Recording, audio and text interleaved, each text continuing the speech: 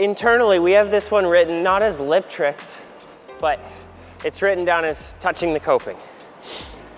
And I think about it like that because we're not separating our kick turns and our ollie to fakie and everything we've done so far. We're not gonna separate that from our lip tricks. We're not doing something else now. We're just doing our kick turns with that little bit of slide, with that same lightness on the ramp. But we're gonna get our timing and our speed good enough to where we can touch the coping while we do it. So I'm really focusing on getting my kick turns into a spot that I really like. And then I can just mess with the coping if I want.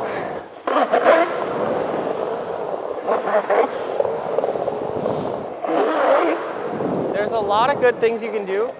You don't have to do a rock to fakie, but you can pick up the front truck and start to play with that area of the ramp. And the more you trust yourself to be up by the coping, the easier it's gonna be when you actually want to use it. Please understand that if you're struggling with your lip tricks, like even your frontside slash grinds or your backside grinds, if you're struggling with them, please work on your kick turns. Because if your kick turns are off, there's no way you're gonna be able to extend that out and balance on a metal bar in the middle of it. For your frontside kick turns, the big thing I want you to focus on is keeping your front shoulder over your front truck the whole time during the kick turn. So you'll feel very closed off, but that's good to practice because as you grind, it's gonna help you avoid this. The second thing that I want you to practice is avoid getting on your toes when you're going frontside. It's really easy to get here, but as you get up towards the coping, that's gonna turn you around too quick. And if you go faster, that board is just gonna end up getting pitched lower and your upper body forward, and it's just gonna be hard to get that smooth grind across the coping.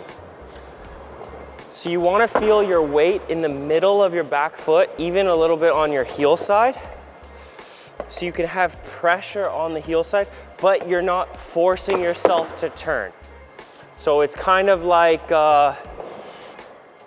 it'd be more like doing a manual and just pushing down on your heel. You're not actually turning. So as you approach the grind, you're already at an angle.